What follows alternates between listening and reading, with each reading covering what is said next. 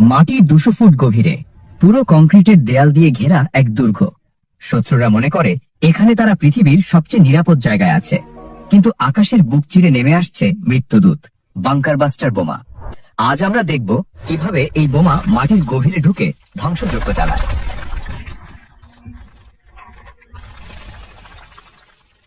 সাধারণ বোমা মাটির সাথে ধাক্কা লাগা মাত্রই বিস্ফোরিত হয়, ফলে ভেতরের বাংকার অক্ষত থাকে। কিন্তু বাংকার বাস্টার আলাদা। এটি বোমার চেয়ে বেশি যেন একটি বিশাল পেরেক। এর মূল নীতি হলো কাইনেটিক এনার্জি বা গতিশক্তিকে একটি বিন্দুতে কেন্দ্রীভূত করা।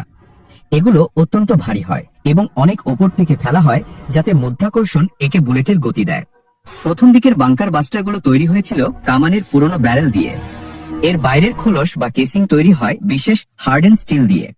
বোমার সামনের অংশে কোনো বিস্ফোরক থাকে না, থাকে শুধু নিরেট লোহা, যাতে কংক্রিট বা পাথরের সাথে ধাক্কা লেগে বোমাকে ভেঙে না যায়। কিন্তু আসল চ্যালেঞ্জ হলো টাইমিং। মাটির নিচে গিয়ে এটি বুঝবে কিভাবে যে কখন ফাটতে হবে? এর জন্য পেছনে থাকে একটি স্মার্ট ফিউজ বা মাইক্রোপ্রসেসর। এই ফিউজটি গুনতে পারে যে সে কয়টি ছাদ বা ফ্লোর ছিদ্র করে নিচে নামলো। একে বলা হয় ভয়েড সেন্সিং। যখনই এটি ফাঁকা ঘরে প্রবেশ করে, সেন্সরটা বুঝতে পারে এবং ঠিক তখনই মাটির গভীরে গিয়ে এটি বিস্ফোরিত হয়।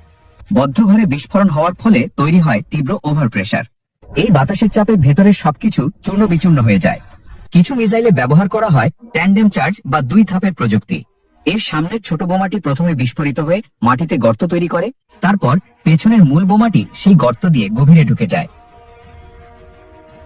বিশ্বের সবচেয়ে বড় বাংকার বাস্টার হলো আমেরিকার GBU-57 বা MOP। 30,000 পাউন্ডের এই দানবটি 60 মিটার পুরো কংক্রিট ভেদ করতে পারে। এটি এত ভারী যে ফেলার জন্য বিশেষ স্টেলথ বোম্বার বিমানের প্রয়োজন হয়। কিছু বোমায় রকেট মোটর লাগানো থাকে, যা মাটির কাছাকাছি এসে গতি আরো বাড়িয়ে দেয়।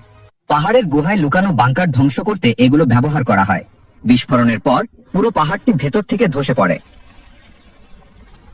ফিউজের ভেতরে থাকা অ্যাক্সেলারোমিটার বা গতিমাপক যন্ত্র সবসময় গভীরতা মাপে।